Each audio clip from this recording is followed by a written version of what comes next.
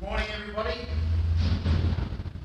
Just last Sunday, we met in here for the last time for, well, who knows how long. We had a good time here. We were short in our numbers as a number of people opted to stay away by necessity. And now, by necessity, on Sunday night, we've received the directive from the government that all places of worship are to close.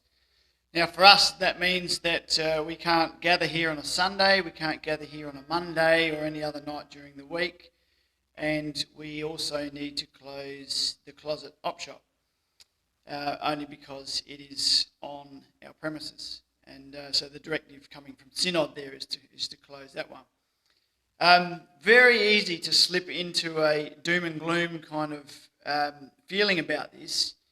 Because for me anyway, I've been thinking God's been really doing something in our midst. And something's been building, he's been doing a different thing. And it's been exciting to watch that build. Well, what if that build was for a time like this? Where we didn't see coming, but a time that is going to impact our nation and our world, our immediate community, in ways unprecedented in our lifetime. So in preparing the church for a time like this to stand up and be the church, we are forced into a position of having to rethink the way we do church. And don't get me wrong here, we are going to continue to do church. It'll just look different. We won't be able to meet in the same room in larger numbers. But I think what opens up before us is an amazing opportunity.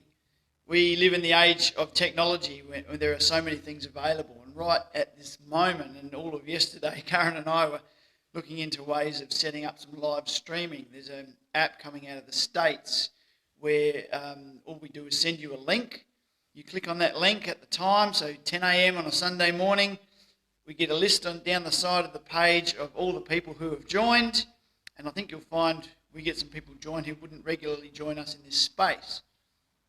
And that is also interactive. So we're going to start by uploading a pre-recorded message, and I'll sit there and I'll monitor the interactions there, so we can actually interact throughout the message. So, guys, I can't implore you enough to be in prayer about the future of us from here, because I think it's an exciting opportunity opening up. Yes, it's difficult. Yes, things have changed dramatically, but what opens up before us is an opportunity to think outside the box, outside of the things, the regular ways that we're used to doing church. And I really think God's going to step in here and do something amazing. So please be in prayer. Stay tuned towards the end of this week. I'll upload the link that you can join us on Sunday morning. And then from there, we also plan to do some more regular things, but perhaps on something like a Wednesday night where we can gather and pray together. There's also an app called Zoom, which I encourage you to look into. You might be able to get a small group together and connect together over Zoom, which allows live face-to-face chat. There's lots of stuff out there that we can use to keep church going and to enhance church even. For the meantime, we've all been in our church, we've all been placed into what is a care group. I encourage those care groups to pull those lists out constantly and look in on each other. Just phone calls, hesitant to say visits at the moment, but phone calls, emails, send things to encourage them. Look out for each other. Those small groups are also going to be looking out for practical needs of that group. So if someone in your need has a group, like, heck, I've run out of dunny paper, here's a role. We look after each other.